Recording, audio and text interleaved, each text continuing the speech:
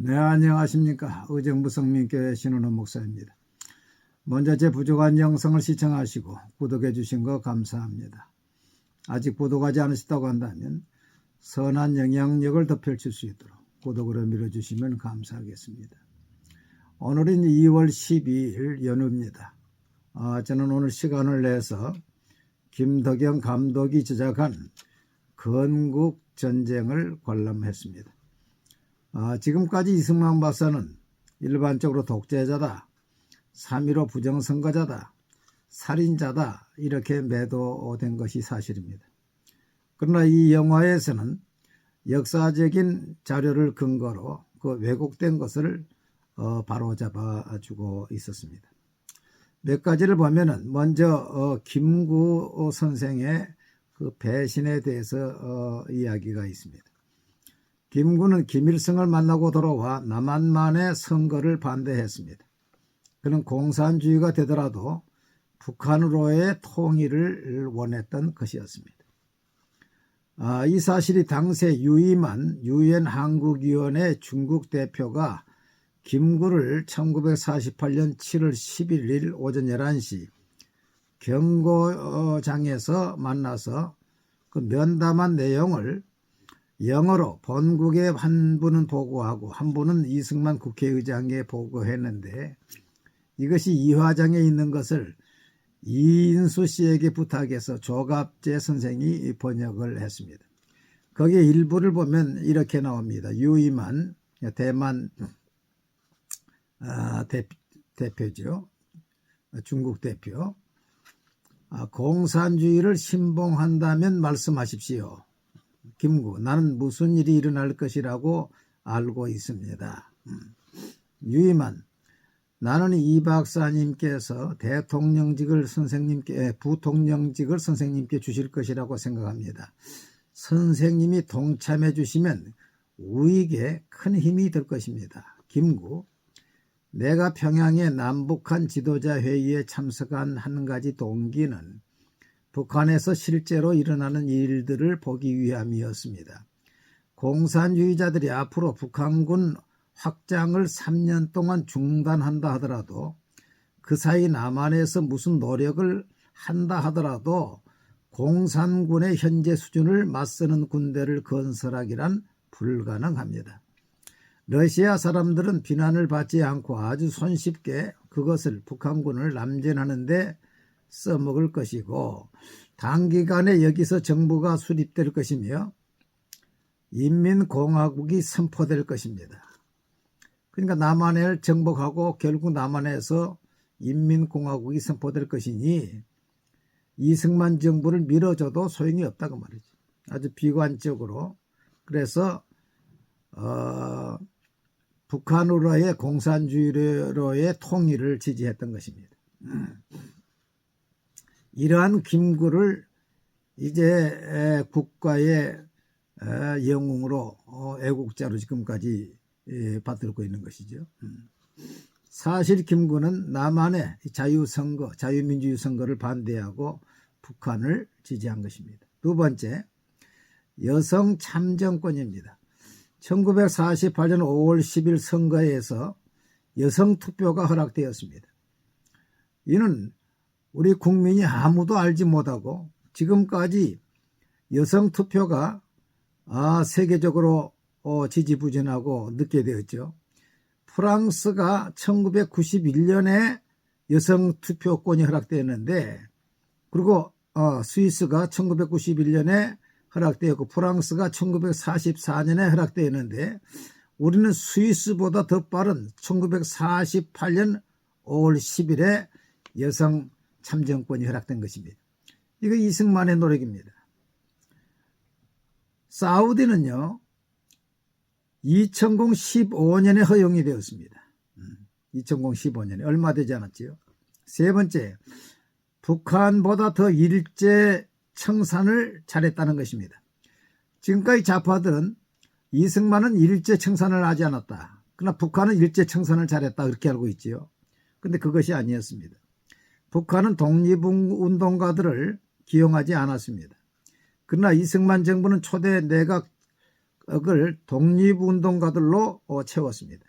이승만 대통령이 독립운동가지요. 상해 임시정부 초대 대통령입니다.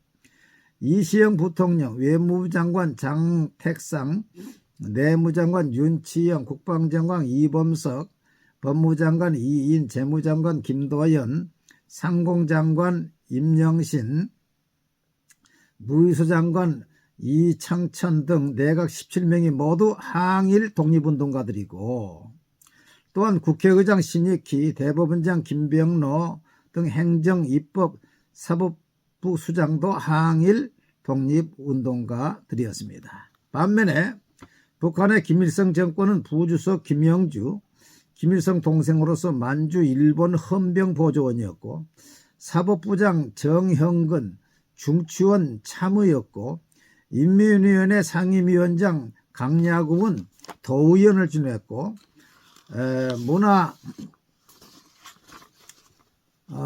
선전성 부부장 정국은은 아사히신문 서울지국 기자를 지냈고, 보의성 부장 김정재는 양주 군수를 지냈고, 부수상 홍명희는 임전대책위 가입 활동을 했고, 전쟁 동료, 문화선정성 부장 조일영은 학도병 지원 유세를 주도했고, 검찰총장 한낙규는 만주국 검사장을 지냈고, 일본 공군사령관 이활은 일본 나고야 항공학교 근무를 했고, 조선노동당 제주 4.3 사태 주동자 김달삼은 일본군 소위였고, 이렇게 다수의 친일 인사들이 북한 정권의 주요직을 차지했다는 것입니다.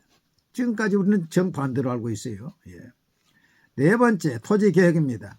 이승만 대통령이 되자마자 토지개혁을 단행했는데, 이것은 부자들에게 토지를 사서 소작농들에게 몇 년 거치로 갚을 것으로 저리로 나눠졌습니다.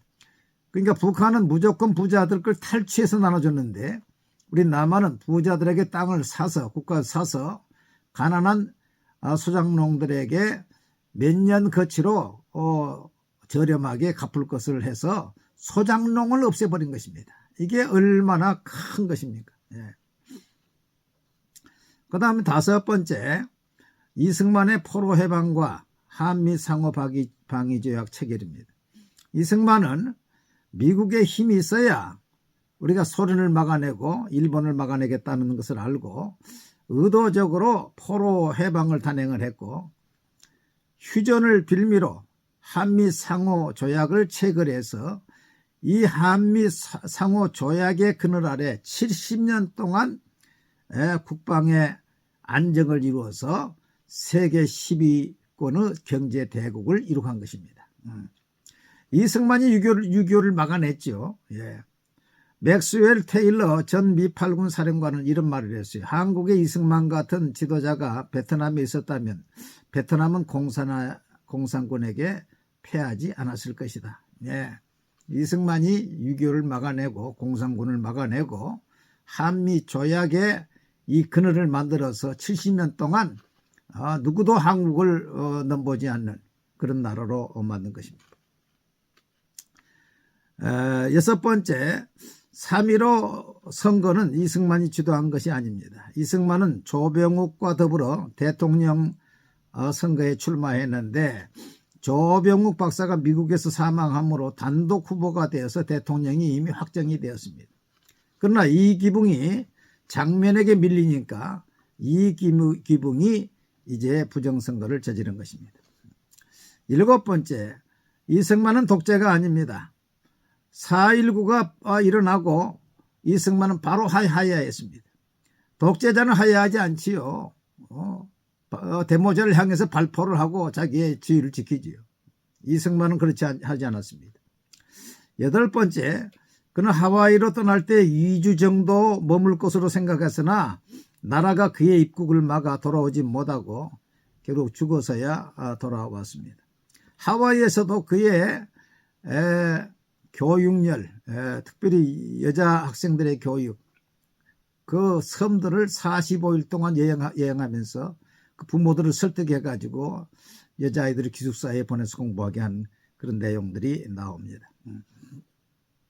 9번째로 이러한 국부 이승만을 독재자의 풀에 임을 씌워서 김구나 노무현도 기념관을 세우고 동상을 세우면서 기념관 하나 없는 것이 우리의 수치라고 생각되었습니다. 10번째, 이번 김덕영 감독의 건국전쟁을 통하여 국민의 의식이 바뀌어질 것으로 기대하고 이런 영화를 만든 김 감독에게 감사를 드리고 이제 이승만 대통령 기념관 추진위원회가 발족된 것이 다행이라고 생각합니다.